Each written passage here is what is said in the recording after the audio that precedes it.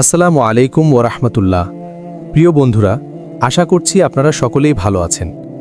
আজকে আমি আপনাদের জন্য অতি গুরুত্বপূর্ণ একটি আমল নিয়ে হাজির হয়েছি, যে আমলটি করে বান্দা আল্লাহর কাছে চাইতে দেরি, কিন্তু সেটা কবুল হতে দেরি হবে না।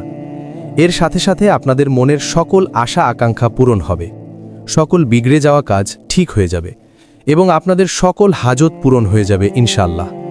প্রিয় দর্শক, এটি একটি মুজাররাব আমল, অর্থাৎ বুজুর্গানে দিন ও আলেম ওলামারা প্রথমত এই আমলটি করে ফলাফল পেয়েছেন এবং এর পরে তা আমাদের জন্য প্রকাশ করে গেছেন।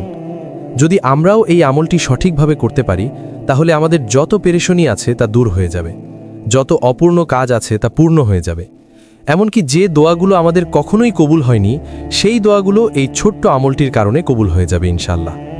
এই আমলটি করতে আপনাদের মাত্র 5 মিনিট সময় লাগবে। আমলটি করে যদি আপনারা সুসংবাদ না পান, তো আমি এখানেই বসে আছি, আপনাদের যা ইচ্ছা বলে চলে যাবেন। এটা আমি আমার দৃঢ় বিশ্বাস থেকে বলছি। আপনাদেরকেও এই আমলটি দৃঢ় বিশ্বাসের সাথে করতে হবে। প্রিয় দর্শক, যে কাজ আপনারা দুনিয়ার কোনো কিছুর দ্বারাও করতে পারেননি, সেই কাজ আপনারা আজকের এই আমলটি দ্বারা করতে পারবেন। এটি অত্যন্ত শক্তিশালী এবং পরীক্ষিত একটি আমল।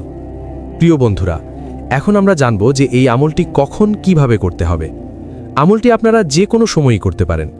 আমলটি করার জন্য প্রথমত 3 বার দরুদ শরীফ পাঠ করবেন। এরপর মহান আল্লাহ তাআলার এই পবিত্র নামটি 111 বার পাঠ করবেন। নামটি হল ইয়া কাদিরু। এরপর পুনরায় 3 বার দরুদ শরীফ পাঠ করবেন। এরপর মহান আল্লাহর কাছে আপনার যত সমস্যা, যত হাজত, যত চাওয়া পাওয়া এবং আশা আকাঙ্ক্ষা আছে তা পেশ করবেন। ইনশাআল্লাহ আপনাদের সকল আশা আকাঙ্ক্ষা এবং চাওয়া পাওয়াগুলো পূরণ হয়ে যাবে। আপনারা আল্লাহর কাছে যা চাইবেন তাই কবুল হবে ইনশাআল্লাহ। মহান আল্লাহ তাআলা আমাদের সকলের মনের আশা আকাঙ্ক্ষাগুলোকে কবুল করে নিন। আমিন।